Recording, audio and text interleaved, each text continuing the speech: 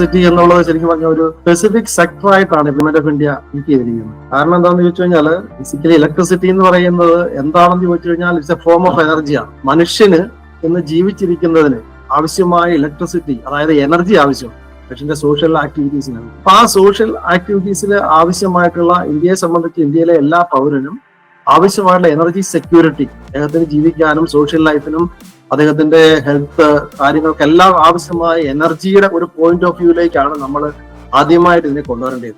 ഞാനിത് എടുക്കുന്നത് ബേസിക് ഒരു സാധാരണ ഇന്ത്യൻ പൗരന് ആവശ്യമായിട്ടുള്ള ഒരു എനർജി റിക്വയർമെന്റിനെ മീറ്റ് ചെയ്യാനായിട്ട് ഇലക്ട്രിസിറ്റി സെക്ടർ എന്ത് ചെയ്യുന്നു, ആ സെക്ടർ എങ്ങനെ ഡെവലപ്പ് ചെയ്യുന്നു, ആ സെക്ടർ എങ്ങനെ പ്രവർത്തിക്കുന്നു, ഇതാണ് എൻ്റെ ഒരു ബേസിക് കൺസെപ്റ്റ്. നമ്മളൊരു പ്രായോഗികതയിലേക്ക് വന്നുകൊണ്ട് അതിന്റെ ബെനിഫിറ്റിലേക്ക് ഒരു കൺസ്യൂമറിന്റെ പോയിന്റ് ഓഫ് വ്യൂവിൽ അത് എങ്ങനെയായിരിക്കണം, എന്താണ് ഇവിടെ നടക്കുന്നത് എന്നുള്ള ഒരു കൺസെപ്റ്റ് ഉണ്ടാകാനായിട്ട് നമുക്കത് പറയുന്ന പോലെ ഇതൊരു സ്പെസിഫിക് സെക്ടറാണ്, എക്സ്ക്ലൂസീവ് സെക്ടറാണ്. അപ്പൊ അതിനകത്ത് ഒരു സാധാരണക്കാർക്ക് മറ്റതിൽ നിന്ന് ഡിഫറെന്റ് ആയിട്ട് ഒരു മെക്കാനിസം ഉണ്ട്. നമുക്കറിയാം ഇലക്ട്രിസിറ്റിനെ ആരും കണ്ടിട്ടില്ല. കാണാത്തൊരു സാധനത്തിനെ ഒരു കമ്മോഡിറ്റി ആക്കിക്കൊണ്ട് നമ്മൾ വിൽക്കുകയും വാങ്ങുകയും ഉപയോഗിക്കുകയും ചെയ്യാം. അപ്പൊ അതിൻ്റെതായ ഒരു കോംപ്ലിക്കേഷൻസ് ഉണ്ട്. അതെങ്ങനെയാണ് വർക്ക് ചെയ്യുന്നതെന്നും ഇന്ത്യൻ സെക്ടറിൽ എങ്ങനെയാണ് വർക്ക് ചെയ്യുന്നതിനെ കുറിച്ചാണ് ഒരു കാര്യം. There is no power as costly as no power. Doctor Homi ബാബയെ കുറിച്ച് കേട്ടിട്ടുണ്ടാകും. അദ്ദേഹം നമ്മുടെ ആറ്റോമിക് എനർജിയുടെ പിതാവ് എന്ന് പറയുന്ന ആളാണ്. 1966 അദ്ദേഹം മരിച്ചു. 2009 തൊട്ട് അദ്ദേഹം അന്ന് പറഞ്ഞതാണ്, ഇലക്ട്രിസിറ്റി എന്ന് പറയുന്നത് പവർ ഇല്ലാത്ത ഒരു അവസ്ഥയാണ് ഏറ്റവും കോസ്റ്റ്. അതിനെ റൈറ്റിൽ കിട്ടിയിരിക്കുന്ന ആ ഒരു ഗ്രാഫിലേക്ക് നോക്കിയാൽ നമ്മളറിയാം ലൈഫ് എക്സ്പെക്ടൻസി, ആയുർദൈർഘ്യവും ഇലക്ട്രിസിറ്റിയുടെ കൺസപ്ഷനുമായിട്ട് ലിങ്ക് ചെയ്തുകൊണ്ട് വൈ ആക്സിസില് നമ്മൾ ആയുർദൈർഘ്യമാണ്, എക്സ് ആക്സിസിൽ per capita consumption. Per capita consumption എന്ന് പറഞ്ഞാൽ അറിയാം, ഒരു ഇന്ത്യൻ പൗരൻ ഒരു വർഷത്തിൽ ഉപയോഗിക്കുന്ന ഇലക്ട്രിസിറ്റിയുടെ ഇൻ യൂണിറ്റിൽ പറഞ്ഞിരിക്കുകയാണ്. അപ്പം നമ്മൾ നോക്കിക്കഴിഞ്ഞാൽ നമുക്ക് മനസ്സിലാവും ഇന്ത്യ ആദ്യ കാലഘട്ടങ്ങളിൽ 42 സ്വാതന്ത്ര്യം കിട്ടുന്ന സമയത്ത് 45 കുറവായിരുന്നു, വർഷത്തിൽ കുറവായിരുന്നു നമ്മൾ ആയുർദൈർഘ്യം. ആ പെർ ക്യാപിറ്റ കൺസപ്ഷൻ കൂടുന്നതനുസരിച്ച് അത് കൂടുകയും ചെയ്യുന്നു. അത് നമ്മൾ ഒരു ഡെവലപ്ഡ് കൺട്രിയിലേക്ക് വരുമ്പോൾ 80 വരുമ്പോൾ അവിടെ പെർ ക്യാപിറ്റ കൺസപ്ഷൻ അതനുസരിച്ച് കൂടുന്നു. ഞാൻ ഉദ്ദേശിച്ച് പറഞ്ഞു വന്നത് ഇത് തമ്മിൽ ലിങ്ക് ചെയ്തിരിക്കുകയാണ്. അതായത് ഒരു മനുഷ്യന്റെ ഫണ്ടമെന്റൽ റൈറ്റ് ആണ് അദ്ദേഹത്തിന് ജീവിച്ചിരിക്കുക എന്നുള്ളത്. അതിന് വരെ ഇലക്ട്രിസിറ്റിയുടെ ആവശ്യകത, അതായത് ഇലക്ട്രിസിറ്റി ടു ഓൾ, ആവശ്യത്തിന് എനർജിയുടെ അവൈലബിലിറ്റി, ഇതാണ് ഇവിടെ പ്രശ്നം, എനർജിയാണ്. അപ്പം നമ്മൾ ആ ഒരു പെർസ്പെക്ടീവ്സിന്റെ മനസ്സിൽ കണ്ടുകൊണ്ട് വേണം ഇതിനെല്ലാം കാണാൻ. ഇലക്ട്രിസിറ്റി എന്ന് പറയുന്നത് ഒരു മനുഷ്യന് ആവശ്യമായ ഇലക്ട്രിസിറ്റി എന്നുള്ള എനർജിയുടെ റിക്വയർമെന്റിനെ മീറ്റ് ചെയ്യാൻ ആവശ്യമായിട്ടുള്ള ഒരു സോഴ്സാണ്. അപ്പൊ ആ രീതിയിലേക്ക് നോക്കുകയാണ്. ഇപ്പൊ ഇതിനകത്ത് നമ്മൾ വന്നിരിക്കുന്നതാണ് അപ്പൊ ഇന്ത്യയുടെ സ്ഥിതി, അതായത് എനർജിയുടെ പെർ ക്യാപിറ്റ കൺസപ്ഷൻ 2023 ഡേറ്റയാണ്. അപ്പൊ നമ്മൾ നോക്കിയാൽ അറിയാം ഇന്ത്യ അവിടെ കിടക്കുന്നു എന്നുള്ളതാണ്. അല്ല 1377 യൂണിറ്റേ ഉള്ളൂ ഒരു വർഷം ഒരു ശരാശരി ഇന്ത്യൻ ഉപയോഗിക്കുന്നത്. ഇന്ത്യയിലെ മൊത്തം പ്രൊഡക്ഷനെ ഇന്ത്യയുടെ പോപ്പുലേഷൻ കൊണ്ട് ഡിവൈഡ് ചെയ്താൽ അത് നമ്മൾക്കറിയാം. നമ്മള് ഒരു ചൈനയായിട്ട് നോക്കിക്കഴിഞ്ഞാൽ എത്ര പുറകിലാണ്. ഈവൻ നമ്മളുടെ സൗത്ത് ആഫ്രിക്ക ആയിട്ട് നോക്കിക്കഴിഞ്ഞാൽ ഒരു ശരാശരി ഇന്ത്യൻ പൗരന്റെ സ്ഥിതി, ഒരു മെക്സിക്കോ ആയിട്ട് നോക്കിക്കഴിഞ്ഞാൽ നമ്മൾ നോക്കിക്കഴിഞ്ഞാൽ നമുക്ക് മനസ്സിലാവും നമ്മൾ ഇന്ത്യയുടെ എന്ന് പറഞ്ഞാൽ ഈവൻ ആഫ്രിക്കൻ കൺട്രികളും സൗത്ത് ഏഷ്യൻ കൺട്രികളും മാത്രമാണ് ഇന്ത്യയിൽ താഴ്ന്നിരിക്കുന്നത്. ബാക്കിയുള്ള എല്ലാ കൺട്രികളും തന്നെ ഒരു ശരാശരി പൗരന്റെ ആവറേജ് ഇൻഡെക്സ്, ഇതൊരു അവരുടെ സോഷ്യൽ ഇൻഡെക്സ് ആണ് ശരിക്കും പറഞ്ഞാൽ ആവറേജ് പെർ ക്യാപിറ്റ കൺസപ്ഷൻ. അതോടൊപ്പം തന്നെ നമുക്ക് ക്ലൈമറ്റ് ചേഞ്ചിന്റെ കാര്യം ഉണ്ട് കേട്ടോ. ക്ലൈമറ്റിന്റെ എഫക്റ്റ് കൊണ്ട് ഈ പറയുന്ന തണുപ്പുള്ള രാജ്യങ്ങൾ കണ്ടമാനവും എനർജി ഉപയോഗിക്കുന്നുണ്ട്, തണുപ്പില്ലാത്ത. എന്നാലും നമ്മൾ സൗത്ത് ആഫ്രിക്കയായിട്ടോ ബ്രസീലുമായിട്ടോ മെക്സിക്കോ ആയിട്ടൊക്കെ കമ്പയർ ചെയ്യുമ്പോൾ നമ്മൾ വളരെ അപ്പൊ നമുക്ക് വിചാരിക്കേണ്ട India is the most populous countries in the world. അപ്പൊ നമുക്ക് ഒരു യൂണിറ്റ് കൂട്ടണമെങ്കിൽ എത്രമാത്രം എഫർട്ട് കൊണ്ടുപോകുന്നു നമ്മൾ മനസ്സിലാക്കിക്കോ. പെർ ക്യാപിറ്റ കൺസപ്ഷനിലേക്ക് വരുമ്പോൾ നമ്മളൊരു ഡെവലപ്ഡ് കൺട്രിയുടെ ഒപ്പം അല്ലെങ്കിൽ നമ്മളുടെ ഒരു ഹ്യൂമൻ ഇൻഡെക്സ് കൂട്ടണമെങ്കിൽ എത്രമാത്രം എനർജി നമുക്ക് ഇനിയും വേണ്ടതുണ്ട് എന്ന് നമ്മൾ മനസ്സിലാക്കുമ്പോഴേ ഉള്ളൂ നമ്മൾക്ക് ഇതൊക്കെ മനസ്സിലാവും. അപ്പൊ ഇതിന്റെ ഒരു ഇമ്പോർട്ടൻസിന് വേണ്ടിയിട്ട് മാത്രമാണ് ഇലക്ട്രിസിറ്റിയുടെ ഇമ്പോർട്ടൻസും അത് ജനങ്ങളുടെ ജീവിത നിലവാരത്തിന് വളർത്തുന്നതിന് വേണ്ടിയിട്ടുള്ള അതിന്റെ പ്രാധാന്യവും മനസ്സിലാക്കാൻ വേണ്ടിയിട്ട് മാത്രമാണ് ഈ ആദ്യത്തെ 2 സ്ലൈഡുകൾ ഉപയോഗിച്ചത്. അപ്പൊ അത് നമ്മൾ വളരെ ഇമ്പോർട്ടന്റ് ആണ്. ഇന്ത്യ വളരെ മുന്നോട്ട് പോകാനുണ്ട്, വളരെയധികം മുന്നോട്ട് പോകാനുണ്ട്. ഇന്ത്യ ജനങ്ങൾക്ക് ആവശ്യത്തിന് ഇലക്ട്രിസിറ്റിയും എനർജിയും കിട്ടണമെങ്കിൽ വളരെയധികം മുന്നോട്ട് പോകാൻ ഈ ഒരു സാഹചര്യത്തിൽ മുന്നോട്ട് വേണം നമ്മൾ എല്ലാത്തിനെയും കാണാൻ. അപ്പം ഇതിനാണ് ഇന്ത്യയുടെ എനർജി സെക്യൂരിറ്റിയിലേക്ക് വരുന്നത്. അപ്പൊ നമുക്കറിയാം എനർജി സെക്യൂരിറ്റി എന്ന് പറയുന്നത് ആവശ്യത്തിന് ഇലക്ട്രിസിറ്റി മാത്രമല്ല, എനർജി എന്ന് പറയാൻ അറിയാം എനി ഫോം ഓഫ് എനർജി. നമ്മളുടെ വീട്ടിൽ ഉപയോഗിക്കുന്ന വിറക് തൊട്ട് നേരിട്ട് വെയിലത്ത് സൂര്യനിൽ നിന്ന് നേരിട്ട് കിട്ടുന്ന വെയിൽ മുതൽ വെയിലത്തിട്ട് ഉണങ്ങുന്ന എനർജി തൊട്ട് അതേപോലെ തന്നെ നമ്മളുടെ ഓയില്, പെട്രോളിയം ഉൽപ്പന്നം എല്ലാം എനർജി സോഴ്സ് എനർജിയാണ് എല്ലാം. അതായത് നമുക്കറിയാം ഇന്ത്യൻ ഗ്രാമങ്ങൾ ഉപയോഗിക്കുന്ന ഈവൻ കൗഡങ്ക്, നമ്മുടെ ചാണകം ഉണങ്ങി ഫയർവുഡായിട്ട് നമ്മൾ ഫ്യൂലായിട്ട് ഉപയോഗിക്കുന്നത്. എല്ലാം കൂടെ കൂട്ടിയുള്ള ആ എനർജി സെക്യൂരിറ്റിയാണ് നമ്മുടെ എനർജി സെക്യൂരിറ്റി എന്ന് പറയുന്നത്. മനുഷ്യർക്ക് ആവശ്യമായിട്ട് അത് എത്രമാത്രം എക്കണോമിക്ക്, അതുപോലെ എൻവറോൺമെന്റിന്, ക്ലീൻ എൻവറോൺമെന്റ് ഉണ്ടാകാനായിട്ട് ആവശ്യമായിട്ടുള്ള ഒരു സാധനം കൂടിയാണ്. ഡൽഹിയിൽ ഒക്കെ കൂടുതൽ വണ്ടി പുറത്തേക്ക് ഇറക്കാനായിട്ട് എയർ പൊല്യൂഷൻ കാരണം വണ്ടി പോലും ഇറക്കാൻ വരാത്ത, ശ്വാസമുട്ട് ഉണ്ടാകുന്ന സാഹചര്യങ്ങൾ.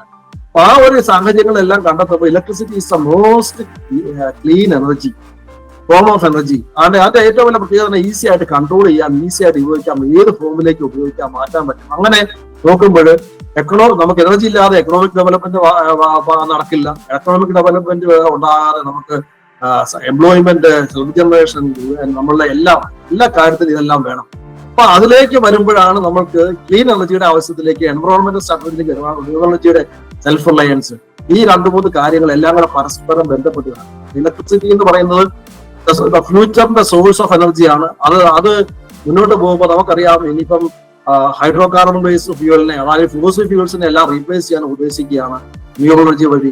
അത് സെൽഫ് റിലയൻസ് ആവശ്യമാണ്. നമ്മൾ ഇതെല്ലാം മുന്നിൽ കണ്ടുകൊണ്ട് വേണം നമ്മളുടെ ഈ പറയുന്ന റിന്യൂവബിൾ എനർജിനെയും ഈ ഇന്ത്യൻ പവർ സെക്ടറിന്റെയും ഇലക്ട്രിസിറ്റി സെക്ടറിനെയും ഒക്കെ നമ്മൾ വിലയിരുത്തേണ്ടത്. ഇതിനകത്ത് വളരെ ഇന്ത്യയുടെ മാത്രമല്ല ലോകത്തിന്റെ തന്നെ മുന്നോട്ടുള്ള നിലനിൽപ്പ് തന്നെ ഈ ക്ലീൻ എനർജിയിലാണ്. അപ്പൊ നമുക്ക് ആ ഒരു ആസ്പെക്ട് കൺസിഡർ ചെയ്തുകൊണ്ട് നമുക്ക് ഈ കാര്യങ്ങൾ മുന്നോട്ട് പോകും. അപ്പം നമുക്കിതൊരു പോളിസി ഉണ്ട്, ഇന്ത്യക്ക് ഒരു പോളിസി ഉണ്ട്.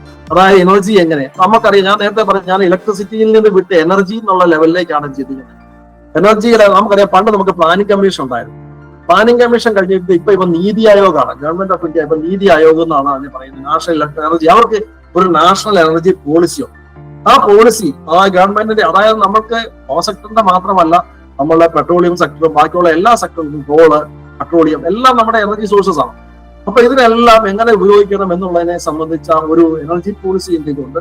ആ എനർജി പോളിസി നമുക്കറിയാം, നീതി ആയോഗാണ് പഴയ പ്ലാനിംഗ് ബോർഡ് റീപ്ലേസ്. അവിടെയാണ് നമ്മുടെ തിങ്ക് ടാങ്ക് എന്ന് പറയുന്നത്, നാഷണൽ തിങ്ക് ടാങ്ക് എന്ന് പറയുന്നതാണ് നീതി ആയോഗ്.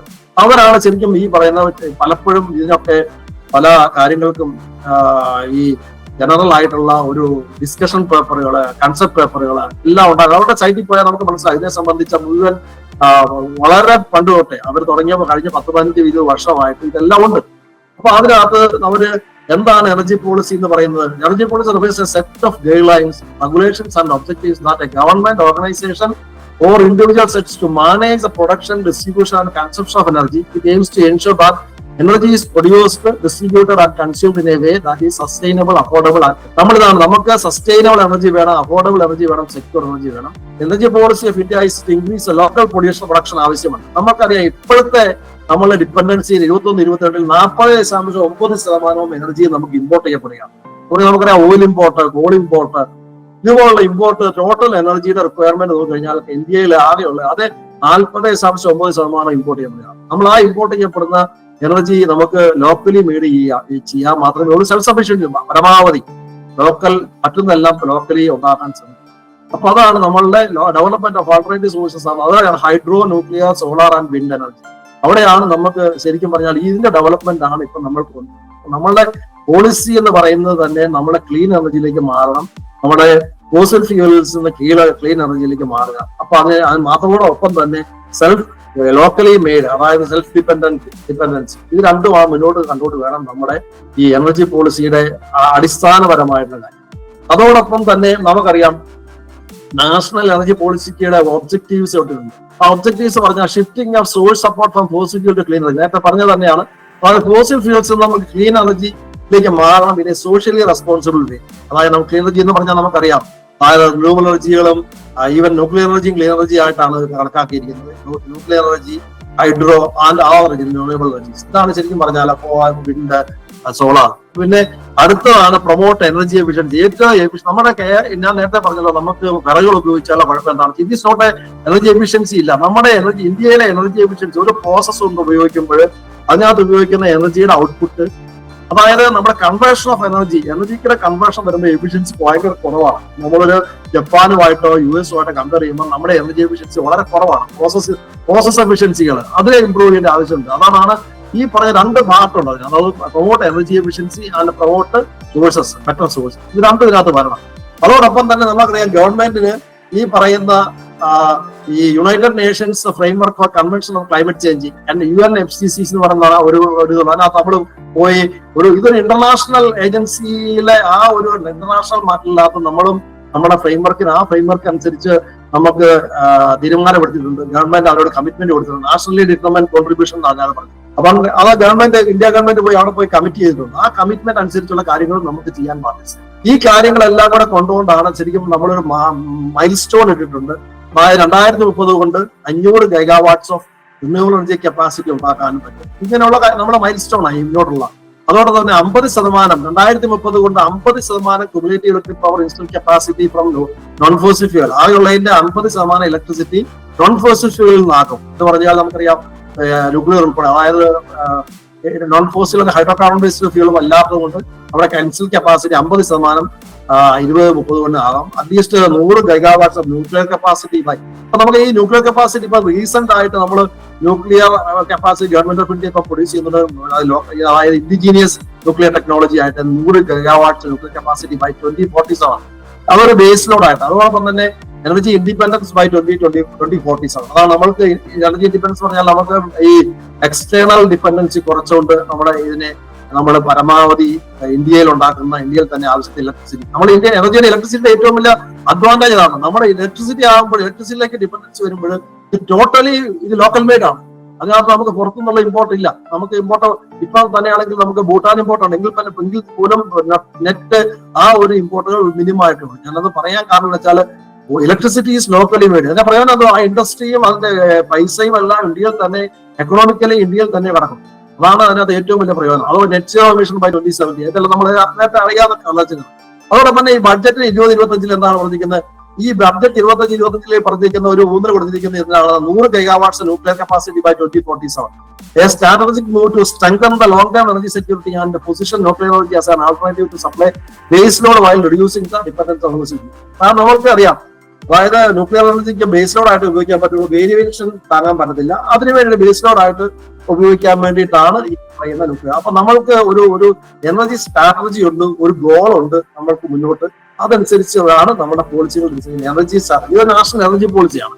ഇത് നീതി ആയോഗ് ഒക്കെ എഴുതിയാണ്. അങ്ങനെയാണ് ശരിക്കും പറഞ്ഞാൽ. അപ്പൊ നമ്മൾ എങ്ങനെയാണ് ഈ പോളിസിനെ കുറിച്ച് വരുമ്പോൾ നമുക്കറിയാം മാപ്പിംഗ് ഇന്ത്യാസ് എനർജി പോളിസി. നമ്മൾ നോക്കാം ഒരു ഗവൺമെന്റ് ഓഫ് ഇന്ത്യ എങ്ങനെയാണ് പോളിസി ഉണ്ടാക്കുന്നത്. ഗവൺമെന്റ് ഓഫ് ഇന്ത്യയുടെ പോളിസി നമുക്കറിയാം. ഗവൺമെന്റ് ഓഫ് ഇന്ത്യ പോളിസി ഉണ്ടാക്കി കഴിഞ്ഞാൽ അതിനുവേണ്ടി ഗവൺമെന്റ് ഓഫ് ഇന്ത്യ മുതൽ മുടക്കും. ഗവൺമെന്റ് ഓഫ് ഇന്ത്യയുടെ എനർജി സബ്സിഡീസ് നമ്മൾ ഇതിനകത്ത് ഈ ഗ്രാഫ് നോക്കി കഴിഞ്ഞാൽ നമുക്ക് മനസ്സിലാകും. ഈ ഗ്രാഫിനകത്ത് നമ്മൾ കാണാം ഇവിടെ, അതായത് ഫൈനാൻഷ്യൽ ഇയർ 2014 തൊട്ടിട്ട് 2021 വരെയുള്ള എനർജി സബ്സിഡിയാണ് ഗവൺമെന്റ് ഓഫ് ഇന്ത്യ ഡിഫറെന്റ്. ഇവിടെ നോക്കിയാൽ ഈ വൈ ആക്സിസിൽ സബ്സിഡിയുടെ എമൗണ്ട് ലക്ഷം, അതായത് നമ്മുടെ 3 ലക്ഷം കോടി അല്ലെങ്കിൽ 3.5 ലക്ഷം കോടി വരെയാണ് നമ്മൾ ഇവിടെ കൊടുത്തിരിക്കുന്ന സബ്സിഡി, ഗവൺമെന്റ് ഓഫ് ഇന്ത്യയുടെ സബ്സിഡി. ഈ സബ്സിഡികള് അവർ ചുമ്മാ പൈസയായിട്ട് കൊടുക്കുകയല്ല ചെയ്യുന്നത്, ഡിഫറെന്റ് സെക്ടറിൽ അവർ സെക്ടറിലേക്ക് കൊടുക്കുകയാണ്. അപ്പൊ അതിന്റെ ആ ഒരു ട്രെൻഡ് എങ്ങനെയാണ് നമ്മൾ നോക്കിക്കഴിഞ്ഞാൽ നമുക്ക് മനസ്സിലാവും എങ്ങനെയാണ് ഗവൺമെന്റ് ഓഫ് ഇന്ത്യ ഈ ട്രെൻഡ് അനുസരിച്ച് ഈ ഓരോ വർഷവും അവർ കൊടുത്തിരിക്കുന്ന ഡിഫറൻസ് ഇവിടെ നോക്കിയാൽ നമുക്ക് മനസ്സിലാക്കാം. ഇതിനകത്ത് നമുക്കറിയാം ഈ ഏറ്റവും അടിയിൽ കാണുന്ന കോൾ സബ്സിഡിയാണ് ഏറ്റവും കൂടുതൽ. അതിനകത്ത് എത്രമാത്രം പോകുന്നുണ്ട്. അതിനകത്ത് അടുത്തത് ഓയിൽ ആൻഡ് ഗ്യാസിലേക്ക് പോകും. നമുക്ക് 2014 ഓയിൽ ആൻഡ് ഗ്യാസ് നമുക്കറിയാം. നമുക്ക് ഈ ഓയിൽ ആൻഡ് ഗ്യാസ് സബ്സിഡി 2014 ശേഷം ഭയങ്കരമായിട്ട് കൂടുതലാണ്. അതിനുശേഷമാണ് പെട്രോളിയം ലിമിറ്റ് എടുത്തു കളഞ്ഞു, അതിന്റെ കൺട്രോൾ എടുത്തു കളഞ്ഞു. അപ്പൊ അതിന്റെ വില കൂടാൻ തുടങ്ങി. അപ്പം അങ്ങനെയാണ് ഇതിന്റെ സബ്സിഡി കുറച്ചു. പക്ഷെ ആ സബ്സിഡി ഇപ്പോഴത്തെ കോമ്പൻസേറ്റ് ചെയ്യാൻ വേണ്ടി അത് നോക്കുക. ട്രാൻസ്മിഷൻ ആൻഡ് ഡിസ്ട്രിബ്യൂഷൻ ഇലക്ട്രിസിറ്റി സൈഡിലേക്കാണ് ആ സബ്സിഡി വീണ്ടും കൂട്ടിക്കൊണ്ട് വന്നു. ഇതിവിടെ കുറയ്ക്കുക, ഇലക്ട്രിസിറ്റി സൈഡിലേക്ക് കൂട്ടുകയാണ്. പിന്നെ അടുത്ത ഇലക്ട്രിക് വെഹിക്കിൾ ആ രീതിയിൽ, അടുത്തത് കോള്, ഓയിൽ ആൻഡ് ഗ്യാസ് നീല, അടുത്തത് ട്രാൻസ്മിഷൻ ആൻഡ് ഡിസ്ട്രിബ്യൂഷൻ പച്ച, പിന്നെ ഇലക്ട്രിക് വെഹിക്കിളിലേക്ക് പകരം ചെയ്യാൻ തുടങ്ങി. പിന്നെ റിന്യൂവബിൾ എനർജി ഈ റെഡ്, പിന്നെ ബയോഗ്യാസ്. അപ്പൊ നമ്മുടെ ആ രാജ്യത്തിന്റെ പോളിസി അനുസരിച്ച് ഗവൺമെന്റ് ഓഫ് ഇന്ത്യ അവിടെ ബഡ്ജറ്ററി അലോക്കേഷൻസ്, സബ്സിഡികൾ ഇതെല്ലാം മാറ്റുകയാണ്. ഈ സബ്സിഡികൾ കേരളത്തിൽ കിട്ടണമെന്നുണ്ടെങ്കിൽ നമ്മൾ ഇതനുസരിച്ച് നമുക്ക് ചെയ്യണം. അതാണ് നമുക്ക് മനസ്സിലാക്കേണ്ടത്. നമുക്ക് ഗവൺമെന്റ് ഓഫ് ഇന്ത്യയുടെ പൈസ കിട്ടുന്നുള്ള പറഞ്ഞ കാര്യമില്ല. ഇതിനും അവർ ഇൻവെസ്റ്റ് ചെയ്യുന്ന പ്രൊജക്ടുകൾ നമ്മൾക്ക് എടുക്കണമെന്നുണ്ട്, നമ്മുടെ സ്റ്റേറ്റുകളിൽ കിട്ടണമെന്നുണ്ടെങ്കിൽ അതിനനുസരിച്ചുള്ള പ്രൊജക്ടുകൾ ഇവിടെ ഉണ്ടാവണം, അതനുസരിച്ചുള്ള രീതികൾ ഉണ്ടാവണം. ഇതെങ്ങനെയാണ് അവരുടെ ഇതൊരു മാക്രോ വ്യൂവിൽ അവരിങ്ങനെ ഇൻവെസ്റ്റ് ചെയ്തുകൊണ്ടിരിക്കും. അവരുടെ ആ ഒരു പോളിസി അനുസരിച്ച്, എനർജി പോളിസി അനുസരിച്ച് അതിന് ഇൻവെസ്റ്റ് ചെയ്യും. അപ്പൊ നമുക്ക് ഇവിടെ നോക്കിയാൽ മനസ്സിലാവും.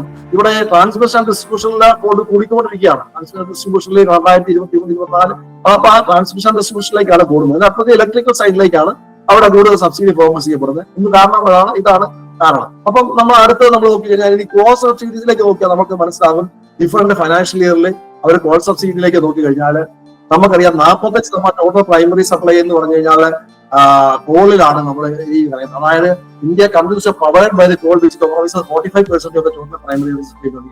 അതായത് കോളാണ് നമ്മൾ ബേസിക്കലി നമ്മുടെ എനർജി സോഴ്സ്, ബേസിക്കലി ഇലക്ട്രിക്കൽ സൈഡിലെ പ്രത്യേകിച്ച്. അപ്പൊ it is also planning 80 gigawatts of new thermal addition in 20. നമ്മൾക്ക് coal meeting the rising demand from the power industry in the country relies for expensive coal import. നമുക്ക് Indian കോളിനുള്ള പ്രത്യേകത എന്താ, quality ഇല്ല. എപ്പോഴും നമുക്ക് ശരിക്കും പറഞ്ഞാൽ ഇമ്പോർട്ടഡ് കോള് ഓസ്ട്രേലിയൻ അല്ലെങ്കിൽ മറ്റുള്ള രാജ്യങ്ങളിൽ നിന്നുള്ള ഇമ്പോർട്ടഡ് കോള് നമ്മൾ മിക്സ് ചെയ്തിട്ടാണ് പലപ്പോഴും ക്വാളിറ്റി, ബെറ്റർ ക്വാളിറ്റി നമ്മുടെ അതിനകത്ത് ആഷ് കണ്ടന്റ് കൂടുതലാണെന്നാണ് പറയുന്നത് ഇന്ത്യൻ കോളിനകത്ത്. അതുകൊണ്ട് ശരിക്കും പറയാം ഇമ്പോർട്ടഡ് കോളുമായിട്ട് മിക്സ് ചെയ്താൽ കൂടുതലായിട്ട് ഉപയോഗിക്കുന്നത്. നമുക്ക് കോളിന്റെ റിസോഴ്സ് ഉണ്ട് പലപ്പോഴും കോൾ സ്റ്റേഷൻ, പക്ഷേ നമുക്ക് അത് ലിമിറ്റഡ് ആണ്, ചിലപ്പോൾ ആഷ് കണ്ടന്റ് കൂടുതലാണ്, അങ്ങനെയുള്ള ചില പ്രശ്നങ്ങൾ ഉള്ളതുകൊണ്ട് പലപ്പോഴും ഇമ്പോർട്ടഡ് കോൾ തമ്മിൽ മിക്സ് ചെയ്ത് ഉപയോഗിക്കാറുണ്ട്. എങ്ങനെയാണെങ്കിലും നമ്മുടെ കോൾ ഇമ്പോർട്ട് ഒരു പ്രധാന ഇതാണ്, സോഴ്സ് ആണ്. അതോടൊപ്പം തന്നെ നമ്മൾക്ക് ഈ കോൾ ഇല്ലെന്ന് പറയാം, നമ്മുടെ ഈവൻ നമ്മുടെ call hydro carbon based fuel കുറച്ചുകൊണ്ട് വരുമ്പോൾ പോലും നമ്മുടെ എനർജി മീറ്റ് ചെയ്യാനായിട്ട് റിക്വയർമെന്റ് മീറ്റ് ചെയ്യാൻ again 80 gigawatts of new thermal capacity addition by 2031 ഇത് പ്ലാൻ ചെയ്തിട്ടുണ്ട്. നമ്മളത് മനസ്സിലാക്കേണ്ട ഒരു കാര്യം, നമുക്ക് വേറെ വഴിയില്ല. കാരണം വെച്ചാൽ നമ്മുടെ ഈ പറയുന്ന റിന്യൂവബിൾ എനർജിയുടെ എക്സ്പാൻഷൻ ഉദ്ദേശിക്കുന്ന രീതിയിലേക്ക് വളരെ ഫാസ്റ്റ് ആയിട്ട് വന്നാൽ മാത്രമേ ഉള്ളൂ നമ്മൾ ഇതിനെ. ഇത് മാത്രമല്ല ഒരു പ്രശ്നം എന്താ വെച്ചാൽ ഈ ഒരു 80 gigawatts നമ്മൾ ഇൻവെസ്റ്റ് ചെയ്യുമ്പോൾ ഇൻവെസ്റ്റ്മെന്റ് കൂടുതൽ ഫ്യൂച്ചറും ഇല്ല. അങ്ങനെ ഒരു പ്രശ്നം കൂടി ഉണ്ട്. നമ്മൾ കോളിലേക്ക് കൂടുതൽ ഇൻവെസ്റ്റ് ചെയ്യുമ്പോൾ വീണ്ടും നമ്മൾ നെറ്റ് സീറോയിലേക്ക് വരുമ്പോൾ ഈ കോൾ പ്ലാന്റുകളെല്ലാം ഷട്ട് ഡൗൺ ചെയ്യേണ്ടി വരും. അപ്പൊ നമ്മള് ലോങ് ടൈമിൽ നോക്കി കഴിയുമ്പോൾ കോൾ പ്ലാന്റിലെ ഉള്ള ഇൻവെസ്റ്റ്മെന്റ് ഒരു അസറ്റ് ലോങ് ടൈം അസറ്റ് ആയിട്ട് നിലനിൽക്കാൻ വരെ സാധ്യത കുറവാണ്. അപ്പം ഇതാണ് ഒരു ആസ്പെക്ട് ഉള്ളത്. അതാണ് under pricing of call power. അതായത് ഇലക്ട്രിസിറ്റിയുടെ ഈ പറയുന്ന ഈ അണ്ടർ പ്രൈസിംഗ് ഓഫ് കോൾ വരുന്നത് നമ്മൾക്കറിയാലോ, ഇലക്ട്രിസിറ്റിക്ക് ഉണ്ടാക്കുന്ന കോള് മുഴുവൻ സബ്സിഡൈസ് ആണ്. സബ്സിഡൈസ്ഡ് കോൾ കേരളത്തിന് കിട്ടുന്നില്ല എന്നുള്ള വാസം. കേരളത്തിന് കോളില്ല, കോൾ പ്ലാന്റ് ഇല്ല, കേരളത്തിന് കൊടുത്തിരിക്കുന്ന കോൾ ബ്ലോക്ക് കേരളം ഉപയോഗിച്ചില്ല. ഇപ്പൊ ഈയിടെയായിട്ട് നമുക്ക് call based subsidised call allocate ചെയ്തിട്ടുണ്ട്, പക്ഷെ അതുപോലും നമ്മൾ ഉപയോഗിക്കില്ല. DBFOയുടെ പേരിൽ കുറച്ച് പറ്റിയിട്ട് ബാക്കി ഈ പറഞ്ഞ മറ്റുള്ള പ്രശ്നങ്ങൾ കൊണ്ട് അത് ക്യാൻസൽ ചെയ്യപ്പെടും. അപ്പൊ നമ്മൾ കോളാണ് ഒരു പ്രധാന സബ്സിഡിയിലേക്ക് വരുന്നത്. അടുത്ത സബ്സിഡി നോക്കിയാൽ TRD സബ്സിഡീസ് ഇൻ ഇന്ത്യ. നമ്മൾ അത് നോക്കിയാൽ കാണാം, നമ്മൾ ട്രാൻസ്മിഷൻ ആൻഡ് ഡിസ്ട്രിബ്യൂഷൻ സൈഡിലെ സബ്സിഡീസ്. അപ്പൊ നമ്മൾ നോക്കിയാൽ അതിനകത്ത് ഈ സബ്സിഡി ഒക്കെ എങ്ങനെ കൊടുക്കുന്നു എന്ന് ചോദിച്ചു കഴിഞ്ഞാൽ കേരളത്തിനുള്ള പ്രയോജനം കിട്ടണമെന്നുണ്ടെങ്കിൽ നമ്മൾക്ക് അതിനുള്ള സ്കീംസുകളാണ്. ആ സ്കീംസ് നമുക്കറിയാം, DDGYയിലുണ്ട്, നമുക്ക് ഈ പറയുന്ന RGGY ഉണ്ട്, അതിനുശേഷം നമുക്ക് റീഫോംഡ് RDSS ഉണ്ട്, പിന്നെ PM കുസും, ഇങ്ങനെയുള്ള പല സ്കീമുകളുണ്ട്. KSEB ആണെങ്കിലും കേരളമാണെങ്കിലും ഈ സബ്സിഡികൾ ഗവൺമെന്റ് ഓഫ് ഇന്ത്യയുടെ ഈ സ്കീമുകൾ കറക്റ്റ് ടൈമിൽ ക്യാപ്ചർ ചെയ്ത് നടപ്പിലാക്കിയാൽ മാത്രമേ ഉള്ളൂ നമുക്ക് അതിനുള്ള പ്രയോജനം കിട്ടുള്ളൂ. നമ്മളിപ്പോ പറയുന്ന കാരണം കൺസ്യൂമർ പ്രൈസ് സപ്പോർട്ട്, നമ്മളിപ്പോൾ consumer price support electricity consumer grow, അതായത് single largest subsidy mechanism according 50% of all energy subsidy in financial year 22-23 and 93% of all subsidy to transmission and distribution sector. അതാണ് നമ്മൾ എനർജി സബ്സിഡി കൊടുക്കുന്നതിന്റെ 93% ശരിക്കും പറഞ്ഞാൽ transmission distribution സെക്ടറിലേക്കാണ് കൊടുത്തത്. അതും different schemes ഉണ്ട്. Agricultural ഒരു പ്രധാന സ്കീം എന്ന് പറഞ്ഞാൽ അഗ്രികൾച്ചർ സബ്സിഡിയാണ്. നമുക്ക് കേരളത്തിൽ ശരിക്കും പറഞ്ഞാൽ 2% ഓഫ് ഇലക്ട്രിസിറ്റി ഉള്ളൂ അഗ്രികൾച്ചർ ഉള്ളൂ. മറ്റുള്ള പല സ്റ്റേറ്റുകൾക്ക് അഗ്രികൾച്ചർ സബ്സിഡിയാണ് പ്രധാനം. അതോടൊപ്പം തന്നെ സോളാർ ഇറിഗേഷൻസ്, ഈ PM കുസും എന്ന് പറഞ്ഞിട്ട് ഈ സബ്സിഡി കുറച്ചുകൊണ്ട് സോളാറിലേക്ക് വഴിയിലേക്ക് കൊണ്ടുവരാനായിട്ട് നോക്കുന്ന സ്കീമാണ് PM കുസും. ഇതൊന്നും കേരളത്തിൽ കാര്യമായിട്ട് ഇംപ്ലിമെന്റ് ചെയ്യപ്പെട്ടില്ല. എന്തുകൊണ്ടാണെന്ന് എനിക്കറിയില്ല. ഏതൊക്കെയാലും ഇങ്ങനെയുള്ള കുറെ അധികം സബ്സിഡികളിൽ കൂടെയാണ് നമ്മൾ ഗവൺമെന്റ് ഓഫ് ഇന്ത്യ നമ്മുടെ എനർജി സബ്സിഡികൾ ഇത് ചെയ്യുന്നത്. ഇന്ന് നമ്മുടെ 3 ലക്ഷം അല്ലെങ്കിൽ 3 ലക്ഷത്തിലധികം രൂപ ഒരു വർഷം സബ്സിഡി ആയിട്ട് പോകുന്നുണ്ടെങ്കിൽ അതൊക്കെയാണ്. അത് റിന്യൂവബിൾ എനർജി സബ്സിഡിയാണ് അടുത്ത് വരുന്നത്. അതൊരു പ്രധാന റിന്യൂവബിൾ എനർജി സബ്സിഡി. അപ്പൊ ആ ഒരു സബ്സിഡിയും നമുക്കറിയാം 14 തൊട്ട് ഡിഫറെന്റ് വർഷങ്ങളിൽ സബ്സിഡികൾ കൊടുത്തു വരുന്നുണ്ട്. അതും റിന്യൂവബിൾ സബ്സിഡി ഇൻക്രീസ്, അതായത് 14,800 ഇൻക്രീസ്, അതായത് 8% increase on financial low compared. എന്താണ് പ്രധാനം എന്ന് വെച്ചാൽ നമ്മളിത് പറയുമ്പോൾ ഫോസിൽ ഫ്യൂൽ സബ്സിഡി ആയിട്ട് കമ്പയർ ചെയ്യുമ്പോൾ ഇപ്പോഴും റിന്യൂവബിൾ എനർജി സബ്സിഡി ലോ ആണ്. നമ്മൾക്കൊരു സബ്സിഡി ഒരു കൺവേർട്ട് ചെയ്ത് വരുന്നു എന്നുള്ളതല്ലാതെ ഇപ്പോഴും റിന്യൂവബിൾ എനർജിക്കുള്ള സബ്സിഡി ഗവൺമെന്റ് നമുക്ക് ഫോസിൽ ഫ്യൂലിന്റെ സബ്സിഡി ഉണ്ട്. ഇപ്പോഴും നമ്മൾ പലരും വിചാരിക്കുന്നത് റിന്യൂവബിൾ എനർജിനേക്കാളും കൂടുതൽ സബ്സിഡി ഫോസിൽ ഫ്യൂലിനാണെന്നാണ് കണക്കുകൾ പറയുന്നത്. അപ്പം നമ്മൾ ഇപ്പോഴും ഫോസിൽ ഫ്യൂലിന്റെ സബ്സിഡി കുറച്ചുകൊണ്ട് റിന്യൂവബിൾ എനർജിക്ക് സബ്സിഡി കൂട്ടണം. ആ രീതിയിലേക്കാണ് ഗവൺമെന്റ് പ്ലാൻ ചെയ്തത്. പക്ഷെ അതോടൊപ്പം തന്നെ ഇന്ത്യക്കാർക്ക് ആവശ്യത്തിന് എനർജി വേണം താൻ. ഇതെല്ലാം കൂടെ ഇത് ചെയ്തുകൊണ്ടാണ് അതിനുള്ള സ്കീമുകളാണ് ഗവൺമെന്റ് ഓഫ് ഇന്ത്യ. നമുക്കറിയാം അത് സ്റ്റേറ്റ് ഗവൺമെന്റിന് ഇതിനുള്ള യാതൊരു സബ്സിഡി കൊടുക്കാനുള്ള കപ്പാസിറ്റി ഇല്ല. സ്റ്റേറ്റ് ഗവൺമെന്റ് നടന്നു പോകുന്നത് തന്നെ കഷ്ടിച്ചാണ്. അപ്പം ഇതുപോലുള്ള ഈ പ്രൊജക്ടുകൾക്ക് സബ്സിഡികളൊന്നും ഇല്ല. ഈ പോളിസികളെല്ലാം പ്രോപ്പർ ആയിട്ട് ഇംപ്ലിമെന്റ് ചെയ്യപ്പെടണമെങ്കിൽ അതിന് നമ്മുടെ ബഡ്ജറ്ററി സപ്പോർട്ടുകൾ വേണം. അപ്പൊ ആ ബഡ്ജറ്ററി സപ്പോർട്ടുകൾ വളരെ നല്ല രീതിയിൽ ഗവൺമെന്റ് ഓഫ് ഇന്ത്യ ഇത് ചെയ്യുന്നുണ്ട്. For comparison, total live energy subsidies were only 12% of the fossil fuel in financial year 2023. അത് നമ്മൾ മനസ്സിലാക്കേണ്ട കാര്യം. ഇപ്പോഴും ഫോസിൽ ഫ്യൂലിലാണ് സബ്സിഡി കൂടുതൽ, റിന്യൂവബിലിറ്റിക്കല്ല. ആൾക്കാരുടെ വിചാരം റിന്യൂവബിലിറ്റിക്കാണ്. നമ്മൾക്ക് റിന്യൂവബിലിറ്റി സബ്സിഡി കിട്ടുമ്പോൾ അത് നേരിട്ട് നമ്മളുടെ പീപ്പിൾ, ബിക്കോസ് റിന്യൂവബിലിറ്റിയുടെ തുടങ്ങുന്ന ആൾക്കാർ ഈവൻ ഹൗസ് ഹോൾഡിൽ നമുക്കറിയാം റൂഫ് ടോപ്പിലേക്ക് വരുമ്പോൾ അത് ഒരു ഇൻഡിവിജ്വൽസിന് കിട്ടുവാണ്. അതായത് അങ്ങനെ പീപ്പിൾ, അതായത് നമ്മുടെ ഗ്രാസ് റൂട്ടിലേക്ക് സബ്സിഡി നേരിട്ട് വരുവാണ്. മറ്റേത് പറഞ്ഞാൽ നമുക്കറിയാം NTPC നേരിട്ട് NTPC കിട്ടുന്നു, അല്ലെങ്കിൽ വലിയ പ്ലാന്റ് ഉടമകൾക്ക് കിട്ടുന്നു. അതാണ് അതിന് വ്യത്യാസം. അതാണ് ഈ പറയുന്ന ഗ്രൂണോളജി എന്ന് പറഞ്ഞാൽ വളരെ പോപ്പുലറൈസ്ഡ് ആയിട്ടുള്ള സ്മോൾ പ്ലാന്റുകൾ തൊട്ട് വലിയ പ്ലാന്റുകൾ വരെ ഉണ്ട്. അപ്പോൾ സ്മോൾ പ്ലാന്റുകളെല്ലാം ഈ പറയുന്ന PM കുസുമം, അതുപോലെ തന്നെ നമുക്ക് ഇപ്പോഴത്തെ PM സൂര്യഗർ ഒക്കെ വരുമ്പോൾ അതിന്റെ ഒരു പാർട്ട് സാധാരണ ഗ്രാമങ്ങളിലേക്കും സാധാരണ ജനങ്ങളിലേക്കുമാണ് എത്തുന്നത്. അപ്പൊ അത് നമ്മൾ മനസ്സിലാക്കേണ്ട ഒരു കാര്യമുണ്ട്. ഇതിനകത്ത് വലിയൊരു സബ്സിഡി ഉണ്ട്. ഇനി അടുത്തത് promote further renewable energy deployment. Government took a decision to add 50 gigawatts of renewable capacity annually for the next 5 years. അതാണ് നമുക്ക് ഈ റിന്യൂവബിൾ പറയാണ്ട് ഓരോ വർഷം 50 ഗൈഗാവാട്ട്സ് റിന്യൂവബിൾ കപ്പാസിറ്റി ആനുവലി 5 വർഷത്തേക്ക് കൊടുക്കാനും, അതോടൊപ്പം തന്നെ ഈ സ്കീം പ്രകാരമാണ് ഇപ്പം ഇതിന് നമ്മൾ റിന്യൂവബിൾ കൂട്ടാനായിട്ട് ശരിക്കും പറഞ്ഞാൽ NTPC പോലുള്ള ഗവൺമെന്റ് ഓഫ് ഇന്ത്യ നേരിട്ട് ഇവരിലേക്ക് NTPC, SJV, NHPC ഇതുപോലുള്ള solar energy corporation of India പോലുള്ള കമ്പനികളിലേക്ക് നേരിട്ട് കൊണ്ടുവരുന്നുണ്ട്. അടുത്തൊരു പാർട്ടിൽ ഈ പറഞ്ഞ എനർജി സബ്സിഡിയിലേക്കാണ് EVയുടെ സബ്സിഡിയാണ്. അതുകൊണ്ട് നമ്മൾ ഗവൺമെന്റ് ഓഫ് ഇന്ത്യയുടെ സബ്സിഡികളുണ്ട്, അതോടൊപ്പം സ്റ്റേറ്റ് ഗവൺമെന്റുകളുടെ സബ്സിഡിയാണ്. അപ്പം എത്രമാത്രം സബ്സിഡികളാണ് EVയിലേക്ക് വരുന്നത് അറിയാം. നമ്മൾ അത് വളരെ കൂടുതലായിട്ട് തോന്നുന്നുണ്ട്. നമ്മൾ ഈ പറഞ്ഞ എക്സാക്സിസ് നോക്കി കഴിയുമ്പോൾ ഇത് കോടികളാണ്, 8,000 കോടി 10,000 കോടി വരെ ഉണ്ട്. അത് പിക്കപ്പ് ചെയ്ത് വരികയാണ് EV സബ്സിഡി ടോട്ടലി നോക്കുമ്പോൾ. അത് EVയുടെ ഉപയോഗം നമുക്കറിയാം. EVയുടെ ഉപയോഗം വരുമ്പോൾ ഹൈഡ്രോ കാർബൺ അല്ലെങ്കിൽ ഫോസിലുകളുടെ ഉപയോഗം കുറയ്ക്കുക, അതോടൊപ്പം തന്നെ EV കൂടുതൽ പ്രോത്സാഹിപ്പിച്ചു കഴിഞ്ഞാൽ റിന്യൂവബിൾ എനർജിനെ കൂടുതലായിട്ട് ഉപയോഗിക്കാൻ പറ്റും. ഈ വക പല കാര്യങ്ങൾ കൊണ്ടും EVയുടെ ഉപയോഗം കൂട്ടിക്കൊണ്ട് വരുന്നുണ്ട്. അതോടൊപ്പം തന്നെ അവരിപ്പം IOCനെ ഈ ചാർജിങ് സ്റ്റേഷന് വേണ്ടിയിട്ട് ഏർപ്പെടുത്തിയിട്ടുള്ളവരുണ്ട്. ആ പറയുന്ന ഇതിനനുസരിച്ച് ശരിക്കും പറഞ്ഞാൽ IOC കൂടുതൽ ചാർജിങ് സ്റ്റേഷൻ കൊടുക്കാനും 7,300 EV സ്റ്റേഷനും ബൈ ഡിസംബർ അവർ പറഞ്ഞു അവരെ ഒരു ഏജൻസി ആയിട്ട് ഗവൺമെന്റ് ഓഫ് ഇന്ത്യ കൊണ്ടുവരുന്നത്. അതാണ് അടുത്തൊരു സബ്സിഡി വരുന്ന ഒരു ഭാഗം. നമ്മളിനി അടുത്തൊരു പ്രധാന ഒരു ഗവൺമെന്റ് സബ്സിഡിയിലേക്ക് വരുന്ന ഗവൺമെന്റ് ഓഫ് ഇന്ത്യ വരുന്ന ക്യാപെക്സ്. നമുക്കറിയാം ക്യാപിറ്റൽ ഇൻവെസ്റ്റ്മെന്റ്. നേരത്തെ പറഞ്ഞ ക്യാപിറ്റൽ ഇൻവെസ്റ്റ്മെന്റിലേക്ക് വരുമ്പോൾ നമ്മൾക്കൂടെ നോക്കിയാൽ അറിയാം different capital, oil based, gas based, solar and wind, other. ഈ രീതിയിലുള്ള ഗവൺമെന്റ് ഓഫ് ഇന്ത്യ കമ്പനികളിലൂടെ NTPC നമുക്കറിയാം ഇപ്പൊ NTPC സോളാറിലേക്ക് കൊടുക്കുന്നുണ്ട്, SJV, NHPC കേരളത്തിൽ അറിയാം, കേരളത്തില് ഇപ്പം NHPC സോളാർ തുടങ്ങുന്നുണ്ട്. അപ്പൊ ഗവൺമെന്റ് ഓഫ് ഇന്ത്യയുടെ നേരിട്ടുള്ള ക്യാപെക്സ് വഴിയും അവര് ഈ പറഞ്ഞ സബ്സിഡൈസ്ഡ്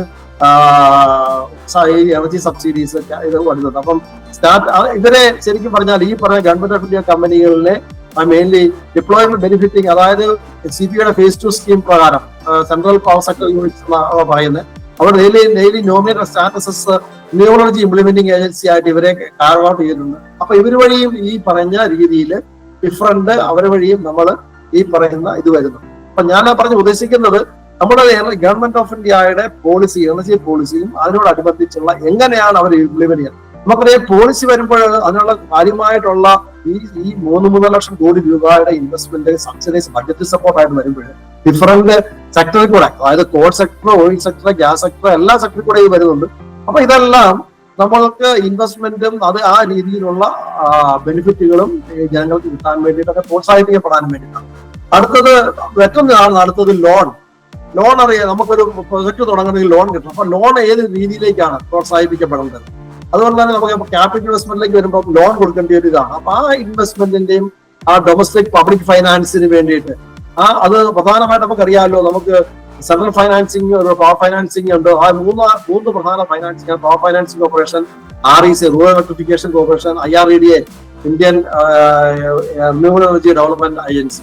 ഇങ്ങനെ 3 ഫൈനാൻസിങ് ഏജൻസികൾ ഗവൺമെന്റ് ഓഫ് ഇന്ത്യ. നമുക്ക് പലപ്പോഴും ഈ ഇലക്ട്രിസിറ്റിയെ സംബന്ധിച്ച അല്ലെങ്കിൽ ഇതിനെ സംബന്ധിച്ച ലോൺ ഫൈനാൻസ് ചെയ്യപ്പെടാനായിട്ട് ഈ പറയുന്ന ഏജൻസികൾ വളരെ ഉപകരിക്കുന്നുണ്ട്. ഇപ്പൊ ഈയിടെയായിട്ട് ശരിക്കും പറഞ്ഞാൽ അവർക്ക് വേണ്ടിയിട്ട് ശരിക്കും പറഞ്ഞാൽ നമ്മള് ഈ ബോണ്ടുകൾ ഇറക്കുകയും ഈ ബോണ്ടുകൾ ഭയങ്കര പോപ്പുലർ ആവുകയും ചെയ്തു.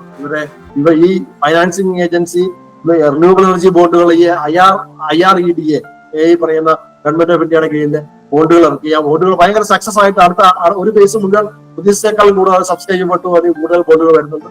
ഇതിലെല്ലാ രീതിയിലും നമ്മൾ ഈ ഒരു രീതിയിലാണ് നമ്മൾ ഗവൺമെന്റ് ഓഫ് ഇന്ത്യ ഈ നമ്മളുടെ എനർജി സെക്ടറിനെ ട്രാൻസിഷനെയും അതുപോലെ തന്നെ ആവശ്യത്തിന് ഇലക്ട്രിസിറ്റി അവൈലബിൾ ആക്കാൻ എനർജി സെക്യൂരിറ്റിയെ കൊണ്ടുവരാനും വേണ്ടുന്ന പ്ലാനുകൾ കൊണ്ടുവന്നിരിക്കുന്നത്. ഇനി നമ്മൾ ഇലക്ട്രിസിറ്റിയിലേക്ക് വരാം. നമ്മളിപ്പോ എനർജി ഇത്രയും നേരം നമ്മൾ എനർജിയെ കുറിച്ചാണ് പറഞ്ഞത്. ടോട്ടൽ എനർജി റിക്വയർമെന്റ് ആണ്. ആ എനർജിയിലേക്ക് നമുക്കറിയാം, എനർജിനെ നമ്മൾ ട്രാൻസിഷനിലേക്ക് വരുമ്പോൾ ഇലക്ട്രിസിറ്റിയിലേക്കാണ് വരുന്നത്. ഇലക്ട്രിസിറ്റിയിലേക്ക് വരുമ്പോൾ ഇലക്ട്രിസിറ്റി ശരിക്കും പറഞ്ഞാൽ നമ്മൾക്ക് ഈ ഒരു ഗവൺമെന്റ് ഓഫ് നമ്മുടെ രാജ്യത്ത് നടക്കുന്ന ഈ ഒരു സെക്ടറിൽ കൂടെ എങ്ങനെയാണ് കാര്യങ്ങൾ നടക്കുന്നത്, അതിന് ശരിക്കും പറഞ്ഞാൽ ബേസിക് ആയിട്ട് ഒരു ലീഗൽ ഫ്രെയിംവർക്ക്. നമുക്ക് ഇലക്ട്രിസിറ്റി എന്ന് പറഞ്ഞാൽ ഗവൺമെന്റ് ഓഫ് ഇന്ത്യ നമ്മുടെ കോൺസ്റ്റിറ്റ്യൂഷൻ പറഞ്ഞു കഴിഞ്ഞാൽ ഇതൊരു കൺകറന്റ് സബ്ജക്ട് ആണ്. നമ്മളറിയാം ഇന്ത്യൻ കോൺസ്റ്റിറ്റ്യൂഷൻ ഇത് കൺകറന്റ് സബ്ജക്ട് അറിയാം. State and central and state can legislate, രണ്ടുപേർക്കും ലെജിസ്ലേറ്റ് ചെയ്യപ്പെടാം. അവർക്ക് നിയമങ്ങൾ ഉണ്ടാക്കാനായിട്ട് പാർലമെന്റിനും നിയമസഭയ്ക്കും നിയമങ്ങൾ ഉണ്ടാക്കാം. ഇൻ കേസ് ഓഫ് റിബുഗൻസി എന്ന് പറഞ്ഞു കഴിഞ്ഞാൽ റിബുഗൻസി എന്ന് പറഞ്ഞാൽ നമുക്കറിയാം ഇൻകൺസിസ്റ്റൻസി സെൻട്രലൈസേഷൻ ആർ പ്രിവെന്റ്. വളരെ കൃത്യമായിട്ട് പറഞ്ഞു. അതായത് നമ്മൾക്ക് ഇലക്ട്രിസിറ്റിയെ സംബന്ധിച്ച് കൺട്രോൾ സബ്ജക്ട് ആണ്. കൺട്രോൾ സബ്ജക്ട് രണ്ടുപേർക്ക് ഉണ്ടാവും, രണ്ടുപേർക്ക് വേണമെങ്കിൽ രജിസ്ട്രേഷൻ ഉണ്ടാക്കാം. ഇന്ത്യക്ക് ഇപ്പം പക്ഷേ ഈ ഇൻകൺസിസ്റ്റൻസി ഉണ്ടെങ്കിൽ രണ്ട് നിയമങ്ങൾ തമ്മിൽ എന്തെങ്കിലും ഇൻകൺസിസ്റ്റൻസി ഉണ്ടെങ്കിൽ സെൻട്രലൈസേഷൻ ആണ് ഉപയോഗിക്കുന്നത്. ഇതാണ് നമ്മുടെ ടോട്ടൽ ആയിട്ടുള്ള ബേസിക് ലീഗൽ ഫ്രെയിംവർക്ക്. അപ്പൊ നമുക്കറിയാം ഈ 2003 ഇത് നമ്മുടെ കോൺസ്റ്റിറ്റ്യൂഷൻ 1950 അന്നേരം ഇലക്ട്രിസിറ്റി നമുക്കറിയാം. ഇലക്ട്രിസിറ്റിയെ സംബന്ധിച്ചിടത്തോളം ഹിസ്റ്ററി നോക്കി കഴിഞ്ഞാൽ നമുക്ക് എഡിസിൻ ആണല്ലോ ആദ്യമായിട്ട് നമ്മള് മാൻഹാട്ടനിൽ ആദ്യമായിട്ട് ഒരു 110 ഈ ഡിസ്ട്രിബ്യൂഷൻ സിസ്റ്റം തുടങ്ങിയത്. അതിനുശേഷം ഇന്ന് വരെ നോക്കിയാൽ 142 വർഷത്തെ ചരിത്രവും ഇലക്ട്രിസിറ്റിയെ സംബന്ധിച്ച്, ഡിസ്ട്രിബ്യൂഷൻ സിസ്റ്റത്തെ പവർ സെക്ടറെ സംബന്ധിച്ച് ഇത് മാറിക്കൊണ്ടിരിക്കുകയാണ്. നമ്മൾ 1950 നമ്മുടെ കോൺസ്റ്റിറ്റ്യൂഷൻ. ആ സമയത്ത് ഉദ്ദേശിക്കുന്ന രീതിയിലല്ല ഇന്ന് നമ്മളെ സെക്ടർ. അന്ന് ശരിക്കും പറഞ്ഞാൽ ഇലക്ട്രിസിറ്റി എന്ന് പറഞ്ഞാൽ ഏതും ചെയ്യാൻ സിറ്റികളിൽ മാത്രം ഒതുങ്ങി നിന്ന സാധനമാണ്, സാധാരണക്കാരല്ല. അതിനുശേഷമാണ് ഇലക്ട്രിസിറ്റി ബോർഡുകളുണ്ടായി സ്റ്റേറ്റുകളിലേക്ക് ഡെവലപ്പ് ചെയ്തത്. പിന്നെ ഇതിപ്പം അതിനുശേഷം റീജിയനിലേക്ക് ഡെവലപ്പ് ചെയ്തത് നാഷണൽ ഗ്രിഡാണ്. 2003 ശേഷം നമ്മൾ നോക്കിക്കഴിഞ്ഞാൽ ഇപ്പൊ സ്റ്റേറ്റിനെ സംബന്ധിച്ച് നാഷണൽ ഗ്രിഡ് ആയ ശേഷം സ്റ്റേറ്റുകൾക്ക് വലിയ അലവൻസ് ഒന്നുമില്ല. ബേസിക്കലി അവർക്കുള്ള ഡിസ്ട്രിബ്യൂഷൻ സെക്ടറിൽ അതിനുള്ള ഇത് വരുന്നതല്ലാതെ ബേസിക്കലി നാഷണൽ ഒരു പ്ലാന് ഇലക്ട്രിസിറ്റി ആക്ട്, നമുക്ക് ഇലക്ട്രിസിറ്റി ആക്ട് വന്ന ശേഷം നമ്മുടെ എല്ലാ ആക്ടുകളും എല്ലാ സ്റ്റേറ്റിന്റെ ലെജിസ്ലേഷനും റിപ്പീൽ ചെയ്യപ്പെട്ടു, അല്ലെങ്കിൽ അല്ലെങ്കിൽ അതിന് റിലവൻസ് പോയി. പല മുമ്പ് ഒറീസയ്ക്ക് സെപ്പറേറ്റ് ഉണ്ടായിരുന്നു, പഞ്ചാബിനുണ്ടായിരുന്നു, പല സ്റ്റേറ്റുകൾക്ക് സെപ്പറേറ്റ് ലെജിസ്ലേഷൻ. ആ ലെജിസ്ലേഷൻ എല്ലാം തന്നെ പലതും ഈ പറഞ്ഞ രീതിയിലേക്ക് റിലവൻസ് പോയി. ഇപ്പം ഗവൺമെന്റ് 2003 കീഴിലാണ് എല്ലാ കാര്യങ്ങളും നടക്കുന്നത്. ഇലക്ട്രിസിറ്റി ആക്ട് എന്നുള്ള ആ ഒരു നാഷണൽ ഗ്രിഡ് എന്ന് പറയുന്നത്, ഇലക്ട്രിസിറ്റി എന്ന് പറയുന്ന നമുക്കറിയാം നാഷണൽ ഗ്രിഡിൽ കണക്ട് ചെയ്യപ്പെട്ടു കഴിഞ്ഞാൽ അതിനകത്ത് റീജിയൻ പറഞ്ഞിട്ട് കാര്യമൊന്നുമില്ല, ഭാഷ പറഞ്ഞിട്ടും രാഷ്ട്രീയം പറഞ്ഞിട്ടും. Electricity will work according to electrical engineering principles, not according to whims and fancies of politician. ഒരിക്കൽ ഇലക്ട്രിക്കൽ സിസ്റ്റം കണക്ട് ചെയ്യപ്പെട്ടു കഴിഞ്ഞാൽ അത് ഇലക്ട്രിക്കൽ എഞ്ചിനീയറിംഗ് പ്രിൻസിപ്പിൾ അനുസരിച്ചേ പോകുള്ളൂ. അതല്ലാതെ നമ്മൾ അതിന്റെ ഫ്ലോ ആൻഡ് ലോഡ് ഫ്ലോ എന്ന് പറയുന്നത്, നോർത്തിലിട്ടിരിക്കുന്ന ഫ്ലോ എങ്ങനെ പോകണമെന്ന് തീരുമാനിക്കുന്നത് ഇലക്ട്രിക്കൽ എഞ്ചിനീയറിംഗിൽ കണക്ട് ചെയ്തിരിക്കുന്ന നെറ്റ്വർക്കിൽ കണക്ട് ചെയ്തിരിക്കുന്ന നെറ്റ്വർക്ക് തിയറിയാണ്. ആ നെറ്റ്വർക്ക് തിയറി അനുസരിച്ച് ഇലക്ട്രിസിറ്റി ഫ്ലോ ചെയ്യുന്നതുകൊണ്ട് നമുക്ക് ഈ പറയുന്ന പല നിയമങ്ങളൊന്നും പറ്റത്തില്ല, ഒരൊറ്റ രീതിയെ പറ്റുള്ളൂ. അതാണ് ആ രീതിയിലാണ് ഇപ്പം കാര്യങ്ങൾ നടക്കുന്നത്. അതാണ് പ്രായോഗികമായിട്ട് അത്രയും പറ്റും. ഫോർ എക്സാമ്പിൾ നമുക്കറിയാം കോഴിക്കോട് സൈഡില് ഇലക്ട്രിസിറ്റി സപ്ലൈ എഫക്ട് ചെയ്യുന്നത്. മൈസൂർ കോഴിക്കോട് ലിങ്ക് പോയി കഴിഞ്ഞാൽ കോഴിക്കോടുകാരുടെ കാര്യം നോക്കാം. മൈസൂരത്തെ പോയാൽ മതി, മൈസൂരിൽ നിന്നുള്ള ഇങ്ങോട്ടുള്ള സപ്ലൈ പോയാൽ മതി. ഇവിടുന്ന് കളമശ്ശേരിയിൽ നിന്ന് കോഴിക്കോടുള്ള ലിങ്കിനേക്കാളും പ്രധാനം മൈസൂരിൽ നിന്ന് ഇപ്പോൾ നോർത്തേൺ ഏരിയയ്ക്ക് എഫക്ട് ചെയ്യുന്ന ശരിക്കും പറഞ്ഞാൽ കർണാടകയിലെ സ്ഥിതികളാണ്. അത് ഞാൻ പറഞ്ഞ അർത്ഥം എന്താ വെച്ചാൽ നമുക്ക് റീജിയണൽ ആയിട്ട് ചിന്തിച്ചോട്ടും ലിംഗ്വിസ്റ്റിക് ആയിട്ട് ചിന്തിച്ചോട്ടും പൊളിറ്റിക്കൽ ആയിട്ട് ചിന്തിച്ചോട്ടും ഇലക്ട്രിസിറ്റിനെ കൈകാര്യം ചെയ്യാൻ പറ്റത്തില്ല. അതിന് എഞ്ചിനീയറിംഗ് ആയിട്ട് മാത്രം ചിന്തിക്കും. അതുകൊണ്ടാണ് പലപ്പോഴും സ്റ്റേറ്റുകളുടെ അലവൻസ് കുറഞ്ഞു പോയിട്ടുണ്ട് ഈ നാഷണൽ ഗ്രിഡിലേക്ക് വരുന്നത്. നമ്മളറിയാം ഒറിജിനലി നമ്മളൊരു ലീഗൽ ഫ്രെയിംവർക്കിലേക്ക് വന്നു കഴിഞ്ഞാൽ ഒറിജിനലി ഈ ഇലക്ട്രിസിറ്റി ആക്ട് വരുന്നതിന് മുമ്പ് നമുക്ക് ഇന്ത്യ ഇലക്ട്രിസിറ്റി ആക്ട് പറഞ്ഞാൽ ബ്രിട്ടീഷ് പാർലമെന്റ് പാസ്സാക്കിയ 1910 നിയമങ്ങളും അതിനുശേഷം ഇന്ത്യ 1948 നമുക്കറിയാം ഇലക്ട്രിസിറ്റി ബോർഡുകൾ ഫോം ചെയ്ത 1948 സപ്ലൈ ആക്ടും അതിനുശേഷം അതിന്റെ അമെന്റ്മെന്റുകളും ഇലക്ട്രിസിറ്റിയെ 1910 അമെന്റ് ചെയ്യാൻ പറ്റില്ലല്ലോ. അത് ബ്രിട്ടീഷ് പാർലമെന്റ് പാസ്സാക്കിയതാണ്. അത് അമെന്റ് ചെയ്യാൻ പറ്റത്തില്ല. പിന്നെ നമ്മൾ സപ്ലൈ ആക്ടുകൾ മാത്രമേ അമെന്റ് ചെയ്യുള്ളൂ. അതിനുശേഷം നമുക്ക് ഇലക്ട്രിസിറ്റി റെഗുലേറ്ററി കമ്മീഷൻ ആക്ട് 1998 ഇതെല്ലാം റീപ്ലേസ് ചെയ്തുകൊണ്ട് ഇലക്ട്രിസിറ്റി ആക്ട് വന്നത് ആണ്. ഇലക്ട്രിസിറ്റി ആക്ട് ആണ് അതിന് മുമ്പോട്ടായിരുന്ന മുഴുവൻ വൈദ്യുതി നിയമങ്ങളെയും റീപ്ലേസ് ചെയ്തുകൊണ്ടാണ് ഇലക്ട്രിസിറ്റി ആക്ട് 2003. ആ ഇലക്ട്രിസിറ്റി ആക്ട് ഇപ്പൊ ഒറ്റ നിയമമേ ഉള്ളൂ നമുക്ക് പാർലമെന്റ് പാസ്സാക്കിയ ഇലക്ട്രിസിറ്റി ആക്ട്. അതിന്റെ കീഴിലാണ് ഇപ്പൊ എല്ലാം വരിക. എല്ലാ കാര്യങ്ങളും അതിന്റെ സബോർഡിനേറ്റ് ആയിട്ടാണ് വരിക. ഇപ്പൊ ഇലക്ട്രിസിറ്റി ആക്ട് പറയുന്നതിന് വിരുദ്ധമായിട്ട് പാർലമെന്റ് യുനാനിമസ് ആയിട്ട് പാസ്സാക്കിയ ഒരു നിയമമാണ്. അതിന് വിരുദ്ധമായിട്ട് ഒരു കാര്യങ്ങളും നടക്കാൻ ഇതിനകത്ത് വന്നു കഴിഞ്ഞപ്പോൾ നമുക്കറിയാം ഇലക്ട്രിസിറ്റി ആക്ട് വന്നത് അതിനകത്ത് ഒത്തിരി കാര്യങ്ങൾ പറഞ്ഞിട്ടുണ്ട്. അതിനകത്ത് ഏറ്റവും പ്രധാനം നാഷണൽ ഇലക്ട്രിക് പോളിസി ഉണ്ട്, റൂറൽ ഇലക്ട്രിഫിക്കേഷൻ ഉണ്ട്, ഓപ്പൺ ആക്സസ് ഉണ്ട്, state regulatory commission, central regulatory commission, licence free generation, അതായത് ജനറേഷൻ ലൈസൻസ് ഫ്രീ ആക്കി, ഈവൻ ഡിസ്ട്രിബ്യൂഷൻ വേണമെങ്കിൽ ലൈസൻസ് ഫ്രീ ആക്കാം, power trading mandatory metering compulsory ആക്കി, തെഫ്റ്റ് ഇങ്ങനെ ഒത്തിരി കാര്യങ്ങൾ അതിനകത്ത് പറഞ്ഞു വരുന്നത് ഈ പറയുന്ന അത് ഇലക്ട്രിസിറ്റി ആക്ട് വന്ന ശേഷം അതിന്റെ ഒരു ഫ്രെയിംവർക്കേ മാറി. പഴയ ഫ്രെയിംവർക്ക് അല്ല. ഇലക്ട്രിസിറ്റി ബോർഡുകളിൽ ഉണ്ടായിരുന്ന അവർക്ക് അതിന് മുമ്പ് ഇലക്ട്രിസിറ്റി ബോർഡുകൾ സ്റ്റാറ്റ്യൂട്ടറി ബോഡി ആയിരുന്നു ഇലക്ട്രിസിറ്റി ബോർഡ്. അവരുടെ ബോർഡ് ഓർഡർ എന്ന് പറഞ്ഞാൽ നിയമപരമായിട്ടുള്ള സാധ്യതയുള്ള സാധനം വന്നിട്ടേ ബോർഡ് ഓർഡർ. ഇപ്പൊ അത് മാറിയിട്ട് ഈ നിയമങ്ങൾ മുഴുവൻ എടുത്ത് റെഗുലേറ്ററി കമ്മീഷൻ കൊടുത്തു. സ്റ്റാറ്റ്യൂട്ടറി ബോഡി എന്നുള്ള നിയമങ്ങൾ ഉണ്ടാക്കാനുള്ള മുഴുവൻ അധികാരം സ്റ്റാറ്റ്യൂട്ടറി ബോഡി എന്നുള്ള അധികാരം. ഇപ്പം ഒരു കമ്പനിയും ലൈസൻസിയും മാത്രമാണ് KCB പോലുള്ള ബോർഡുകൾ. അതൊരു കമ്പനി മാത്രമായിട്ട് ലൈസൻസി ആയിട്ട് മാറി. അപ്പം ഈ പറയുന്ന പല കാര്യങ്ങളും ആ രീതിയിലേക്കാണ്. അപ്പൊ ഇലക്ട്രിസിറ്റി ആക്ടിലേക്ക് വരുമ്പോൾ പ്രധാനമായിട്ട് വന്ന clear demarcation of role and responsibility ആണ്. ഗവൺമെന്റിന്റെ റോൾ എന്താണെന്ന് അവിടെ വളരെ പറഞ്ഞിട്ടുണ്ട്. റെഗുലേറ്ററി കമ്മീഷൻ എന്താണ്, അവർക്ക് ഓരോരുത്തർക്കും ഓരോ റോൾ കൊടുക്കും. ഡിമാർക്കേഷൻ ഓഫ് റോൾ, ഒരാൾക്ക് മറ്റൊരാളുടെ റോളിലേക്ക് എൻകംബർ ചെയ്യാൻ പറ്റില്ല എന്ന് പറഞ്ഞാൽ കയറി ഇടപെടാൻ പറ്റില്ല.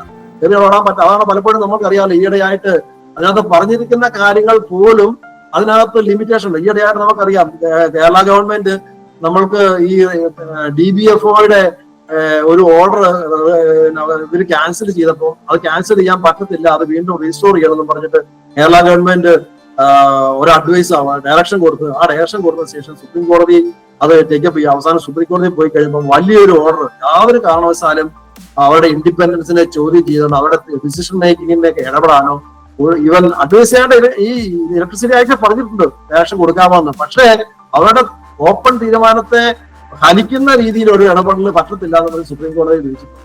ഈയിടെയായിട്ട് കേരള ഗവൺമെന്റിന് തന്നെ അതിനെ സംബന്ധിച്ച ഒരു റിവേഴ്സ് ശരിക്കും പറഞ്ഞാൽ അടി കിട്ടിയ ഒരു കേസാണ്. ഞാൻ പറയുന്നത് there is clear demarcation of role and responsibility.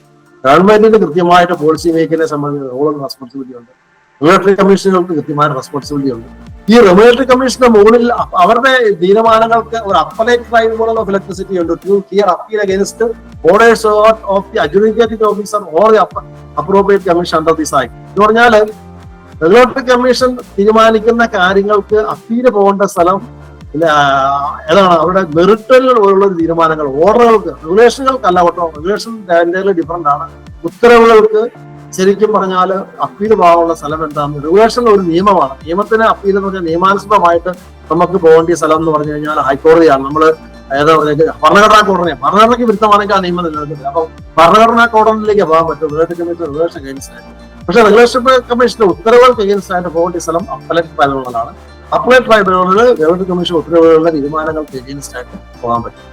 Other statutory bodies എന്ന് പറഞ്ഞാൽ നമുക്ക് സെൻട്രൽ ഇലക്ട്രിസിറ്റി അതോറിറ്റിയാണ് as expert body of the technical matter. ഈ സെൻട്രൽ ഇലക്ട്രിസിറ്റി അതോറിറ്റി എന്ന് പറയുന്ന ഇത് ഇന്ത്യയിലെ ഏറ്റവും പ്രധാനമായിട്ട് നമ്മൾ വിചാരിക്കും ഇങ്ങനെ ഒരു സിസ്റ്റമാണ്. ശരിക്കും പറഞ്ഞാൽ ഇത് ഗവൺമെന്റ് ഓഫ് ഇന്ത്യക്കും ഗവൺമെന്റ് ഓഫ് കേരളയ്ക്കും എല്ലാ സ്റ്റേറ്റ് ഗവൺമെന്റുകൾക്കും വേണ്ടിയിട്ടുള്ളതാണ്. അവരെ അഡ്വൈസ് ചെയ്യാനും അവർക്ക് ഗൈഡ് ചെയ്യാനും സാങ്കേതിക കാര്യങ്ങളിൽ തീരുമാനം ഗൈഡ് ചെയ്യാനും അഡ്വൈസ് ചെയ്യാനും പറ്റുന്ന ഒരു വിധാനമാണ് electricity authority, central electricity authority. ഈ അതോറിറ്റി ഇത്രയും കാര്യങ്ങൾ ഇതിനകത്ത് വരുന്നുണ്ട്. അപ്പം റെഗുലേറ്ററി ഫ്രെയിംവർക്ക് എന്ന് പറയുന്നത് ഇങ്ങനെയാണ് ശരിക്കും പറഞ്ഞു കഴിഞ്ഞാൽ ഇലക്ട്രിസിറ്റി ആക്ട് 2003 അതിനകത്ത് ഈ സെക്ഷൻ 176 പറഞ്ഞിരിക്കുന്ന central government to make rules. Government ഉണ്ടാക്കുന്ന നിയമങ്ങൾക്ക് റൂൾസ് എന്നാ പറയുന്നത്. അതുപോലെ state government also make rules ഉണ്ടാക്കാം. ഈ ഇലക്ട്രിസിറ്റി ആക്ടിൽ എന്തൊക്കെ നിയമങ്ങളാണ് ഉണ്ടാക്കേണ്ടതെന്ന് ഈ സെക്ഷൻ 176 വളരെ കൃത്യമായിട്ട് ഡിസ്ക്രൈബ് ചെയ്ത് പറഞ്ഞു. അതുപോലെ തന്നെ സ്റ്റേറ്റ് ഗവൺമെന്റ് എവിടെയൊക്കെ നിയമങ്ങൾ ഏതൊക്കെ നിയമങ്ങളാണ് ഉണ്ടാക്കേണ്ടതെന്ന് 180 കൃത്യമായിട്ട് പറഞ്ഞു. അവരുടെ ഉത്തരവാദിത്തങ്ങളെല്ലാം. അതുപോലെ തന്നെ സെൻട്രൽ കമ്മീഷൻ എന്തൊക്കെ നിയമങ്ങളാണ് എന്തൊക്കെ കാര്യങ്ങളാണ് ചെയ്യുന്നത് സെക്ഷൻ 178 വന്നിട്ടുണ്ട് പല കാര്യങ്ങൾ. അതുപോലെ തന്നെ സെൻട്രൽ ഇലക്ട്രിസിറ്റി അതോറിറ്റി എന്തൊക്കെയാ ചെയ്യുന്നത് സെക്ഷൻ 177 അതുപോലെ കാര്യങ്ങളും പറഞ്ഞു. ടെക്നിക്കൽ സ്റ്റാൻഡേർഡ്സും റെസ്പോൺസിബിൾ അതുപോലെ കാര്യങ്ങൾ, അതുപോലെ സ്റ്റേറ്റ് റെഗുലേറ്ററി കമ്മീഷൻ ചെയ്യേണ്ട കാര്യങ്ങളെല്ലാം ഇവിടെ പറയുന്നത്. അപ്പൊ ഞാനത് പറഞ്ഞു വരുന്നത് ക്ലിയർ ഡിമാർക്കേഷൻ ഓഫ് റോള്, ഓരോരുത്തരും ചെയ്യേണ്ട കാര്യങ്ങൾ വ്യക്തമായിട്ടും കൃത്യമായിട്ടും പറഞ്ഞിട്ടുണ്ട്. ആ ഫ്രെയിംവർക്കിൽ കൂടെ മാത്രമേ ഉള്ളൂ നമുക്ക് കാര്യങ്ങൾ ചെയ്യാൻ പറ്റും. നമ്മളെ കാര്യങ്ങളെല്ലാം ചെയ്യേണ്ടത് ഈ ഫ്രെയിംവർക്കിൽ കൂടെയാണ്. ഇലക്ട്രിസിറ്റിയെ സംബന്ധിച്ച എല്ലാ കാര്യങ്ങളും ഈ ഫ്രെയിംവർക്കിലൂടെ തന്നെ പോകണം എന്നാണ് നമ്മൾ പാർലമെന്റ് പാസ്സാക്കിയ നിയമം ഭരണഘടനയെ അനുശാസിക്കുന്നത്. അല്ലാതെ അപ്പം നമ്മുടെ ആ റെഗുലേറ്ററി ഫ്രെയിംവർക്കിനകത്ത് വരുമ്പോൾ നമുക്ക് എന്താ പറയുക, electricity act can be considered as a column and pillars upon which development of the power sector in India need to be carried out. But നമ്മുടെ കോളംസ് ആൻഡ് പില്ലർ ആണെന്ന് നമ്മൾ ഇലക്ട്രിസിറ്റി ആക്ട് പറയാം. നമ്മൾ ഇന്ത്യയിലെ വൈദ്യുതി മേഖലയെ നമ്മൾക്ക് ഡെവലപ്പ് ചെയ്യാനായിട്ടുള്ള അടിസ്ഥാനപരമായിട്ടുള്ള എന്താ പറയുക സ്ട്രക്ചറാണ് ഇലക്ട്രിസിറ്റി ആക്ട്. അതേ ആക്ടിൽ വെച്ചുകൊണ്ട് ഇലക്ട്രിസിറ്റി ആക്ടിൽ വളരെ കൃത്യമായിട്ട് നമ്മൾ ഈ പറയുന്ന ഹാർനസിങ് റിസോഴ്സസ്, ന്യൂ എനർജി എങ്ങനെ ഹാർനസ് ചെയ്യണം, അതിന് എന്തെല്ലാം കാര്യങ്ങൾ ചെയ്യണമെന്ന് വളരെ വ്യക്തതയോടെ അന്ന് വരെ 2003 തന്നെ പറഞ്ഞിട്ടുണ്ട്. അതിനകത്ത് പറഞ്ഞിരിക്കുന്ന കാര്യങ്ങൾ അനുസരിച്ച് വേണം നമ്മൾ ഹാർനസ് ചെയ്യാൻ വേണ്ട കാര്യങ്ങൾ, അതിനുള്ള ഒരു സ്ട്രക്ചർ തന്നിട്ടുണ്ട് എന്തൊക്കെയാ ചെയ്യേണ്ടത്. അപ്പൊ അതിനനുസരിച്ചാണ് കാര്യങ്ങൾ നടക്കുന്നത്. അതിന്റെ താഴെ നാഷണൽ ഇലക്ട്രിസിറ്റി പോളിസി പബ്ലിഷ് ചെയ്തു. ഇതിൽ പറഞ്ഞിരിക്കുന്ന കാര്യങ്ങൾ part 2 section 3 national electricity policy 2005 അവർ പബ്ലിഷ് ചെയ്തിട്ടുണ്ട്. അത് ഗവൺമെന്റ് ഓഫ് ഇന്ത്യയോടാണ് പബ്ലിഷ് ചെയ്യാൻ പറഞ്ഞിരിക്കുന്നത്. ഗവൺമെന്റ് ഓഫ് ഇന്ത്യക്ക് മാത്രമാണ് കൊടുത്തിരിക്കുന്നത്. അവരെങ്ങനെയാണ് പബ്ലിഷ് ചെയ്യുന്നത് പറഞ്ഞിട്ടുണ്ട്. പിന്നെ താരിഫ് പോളിസി ഇതും ഗവൺമെന്റ് ഓഫ് ഇന്ത്യയോടെയാണ് പറഞ്ഞിരിക്കുന്നത്. 2006 ആദ്യത്തെ പബ്ലിഷ്, അതിനുശേഷം 2014 റിവൈസ് ചെയ്ത് പബ്ലിഷ് ചെയ്തിട്ടുണ്ട്. അപ്പൊ ഈ പോളിസികൾ ഗവൺമെന്റ് ഓഫ് ഇന്ത്യയുടെ പ്രിവിലേജ് ആണ്. ഇത് 2 പോളിസികളും. അതുപോലെ നാഷണൽ ഇലക്ട്രിസിറ്റി പ്ലാൻ ഇത് ഉണ്ടാക്കാൻ പറഞ്ഞിരിക്കുന്നത്. ഓരോ 5 വർഷവും നാഷണൽ ഇലക്ട്രിസിറ്റി പ്ലാൻ ഉണ്ടാക്കാൻ പറഞ്ഞിരിക്കുന്നു. അത് സെൻട്രൽ ഇലക്ട്രിസിറ്റി അതോറിറ്റിയോടാണ് പറഞ്ഞിരിക്കുന്നത്. എങ്ങനെ ഉണ്ടാക്കണമെന്നും എവിടെ ഉണ്ടാക്കണമെന്നും അത് ഈ പറഞ്ഞ ഇന്ത്യയിലെ വൈദ്യുത മേഖല എങ്ങനെയാണ് മുന്നോട്ട് പോകേണ്ടത്, എങ്ങനെയാണ് ചെയ്യുന്നത് എന്നതിനെ സംബന്ധിച്ച കൃത്യമായ രൂപരേഖയാണ്. അപ്പം central electricity authority part section 70 to 75 of electricity ആക്ടിനകത്ത് പറഞ്ഞിരിക്കും റെസ്പോൺസിബിൾ ഫോർ ടെക്നിക്കൽ മാറ്റേഴ്സ്. നമ്മൾ ഈ പറഞ്ഞിരിക്കുന്ന concern electricity sector responsible planning function, ഇതിനകത്ത് പ്ലാനിംഗ് ഫംഗ്ഷനും ടെക്നിക്കൽ മാറ്റേഴ്സും ഇതുപോലുള്ള കാര്യങ്ങളും എല്ലാം അതിന്റെ അപ്പെക്സ് ബോഡിയാണ് electricity authority, central electricity authority. അപ്പൊ അവര് ഉണ്ടാക്കുന്ന നിയമങ്ങൾ അനുസരിച്ച് standards, metering standards, construction standards, അതുപോലെ തന്നെ എല്ലാ സ്റ്റാൻഡേർഡ്സും ഇവരാണ് ഉണ്ടാക്കുന്നത്. അപ്പൊ അതനുസരിച്ചായിരിക്കും സേഫ്റ്റി സ്റ്റാൻഡേർഡ്സ് ഇതെല്ലാം അവരെ ഉണ്ടാക്കുന്നുണ്ട്. അപ്പൊ ഇതെല്ലാം ഇവരുടെ ഉത്തരവാദിത്തം. അതോടൊപ്പം തന്നെ പ്ലാനിങ് ഇവരുടെ ഉത്തരവാദിത്തം. ടെക്നിക്കൽ മാറ്റേഴ്സിൽ അപ്പെക്സ് ബോഡി ഇവർ തന്നെ. അപ്പം നമുക്ക് പ്ലാൻ ചെയ്യാൻ പറഞ്ഞിരിക്കുന്നത് ഇലക്ട്രിസിറ്റി പ്ലാനിനെ സംബന്ധിച്ച എല്ലാ പോളിസിയെ സംബന്ധിച്ച എല്ലാ കാര്യങ്ങളും ഗവൺമെന്റ് ഓഫ് ഇന്ത്യയാണ്. അപ്പം സെൻട്രൽ റെഗുലേറ്ററി കമ്മീഷനോട് എന്താണ് പറഞ്ഞിരിക്കുന്നത് വളരെ കൃത്യമായിട്ടുണ്ട്. റെഗുലേറ്ററി കമ്മീഷൻ എന്താണ് ചെയ്യേണ്ടത്? CRC എന്ന് പറയുന്ന പണ്ടൊക്കെ ഈ central regulatory commission state regulatory commission independent ആണ്. രണ്ടുപേരും തമ്മിൽ അവരുടെ ഏരിയ ഓഫ് വർക്ക് ഡിഫറെന്റ് ആണ്. ഒന്ന് എന്താണ് regulated tariff of generation companies controlled by government of India. Government of India അതായത് സെൻട്രൽ ജനറേറ്റിംഗ് സ്റ്റേഷൻ എന്ന് പറയുന്ന CGS, government of India generating സ്റ്റേഷനെ എല്ലാം താരിഫ് എഴുതുകയും അതിന്റെ പെർഫോമൻസ് കൺട്രോൾ ചെയ്യുകയും ചെയ്യുന്നത് ആരാണ്? CRC ആണ്. And those cell electricity more than one state, ഒരു സ്റ്റേറ്റിലധികം സെൻട്രൽ ഗവൺമെന്റിന്റെ എല്ലാ ജനറേറ്റിംഗ് സ്റ്റേഷനും, അതുകൂടാതെ ഏതെങ്കിലും ഒരു ജനറേറ്റിംഗ് സ്റ്റേഷൻ ഒന്നിലധികം സ്റ്റേറ്റിൽ ഇലക്ട്രിസിറ്റി വിറ്റ് കഴിഞ്ഞാൽ അവരുടെ കാര്യങ്ങളും മോണിറ്റർ ചെയ്യേണ്ട ആള് CRC ആണ്. അടുത്ത ആരാ? To regulate interstate transmission electricity and determine interstate transmission tariff.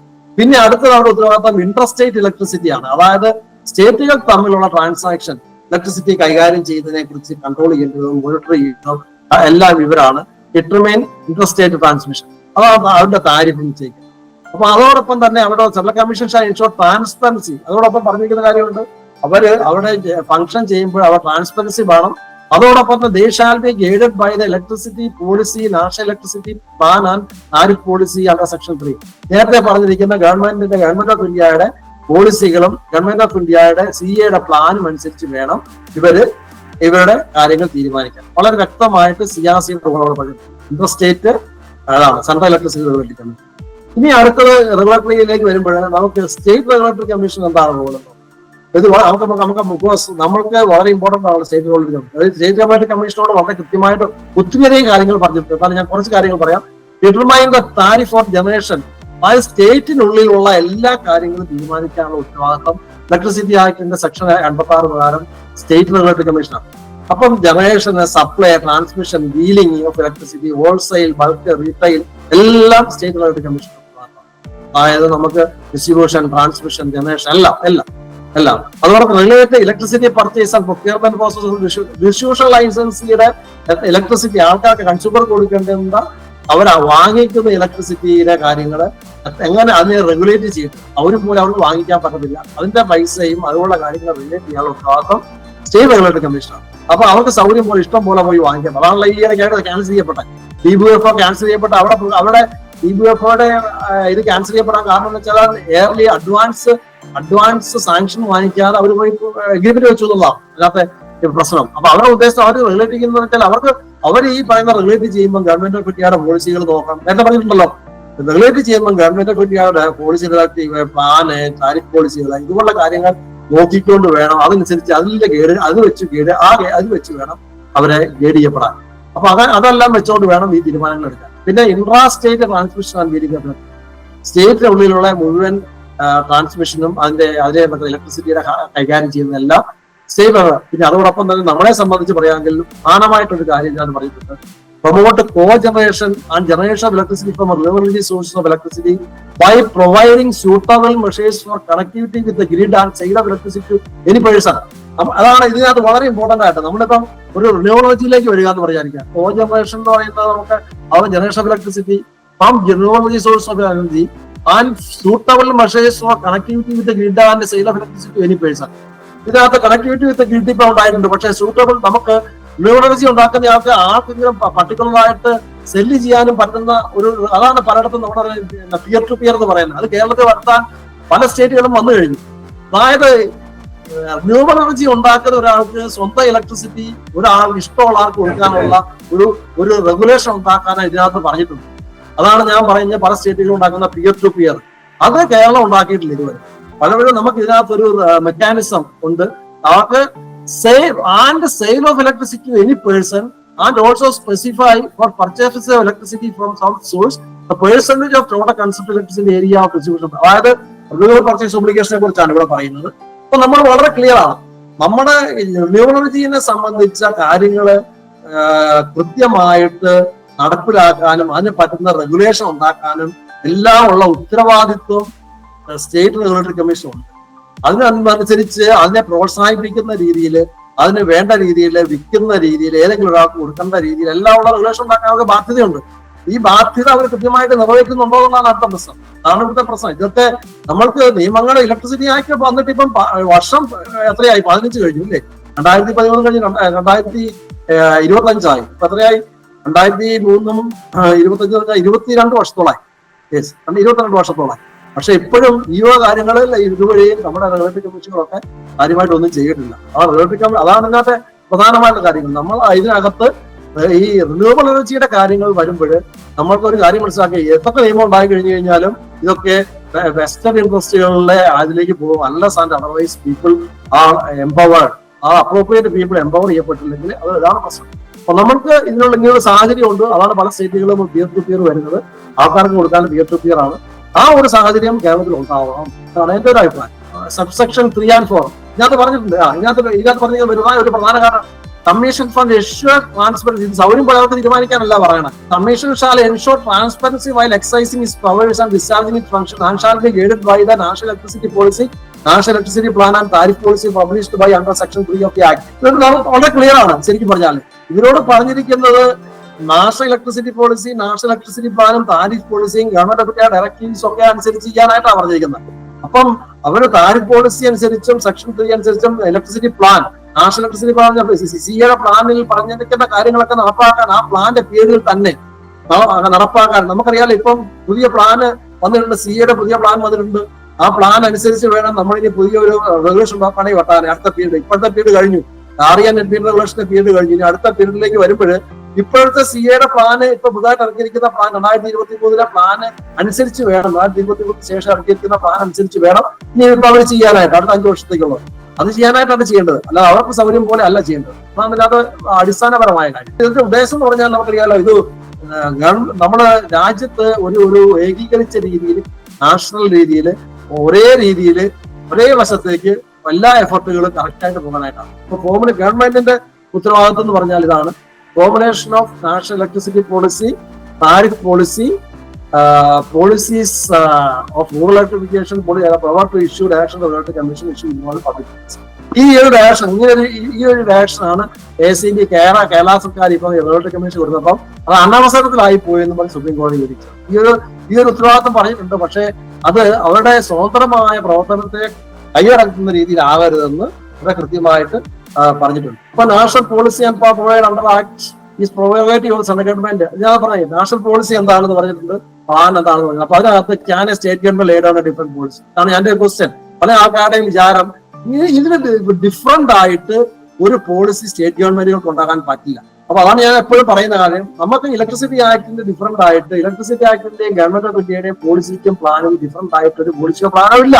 അതിന് സബ്സെറ്റ് ആയിട്ട് നമുക്ക് നടപ്പിലാക്കാനായിട്ട് സ്റ്റേറ്റുകൾക്ക് ഉണ്ടാക്കാം. അതിന് സബ്സെറ്റ് ആയിട്ട്, അല്ലാതെ ഒരു ഡിഫറെന്റ് പോളിസിയോ ഡിഫറെന്റ് പ്ലാനോ ഇല്ല.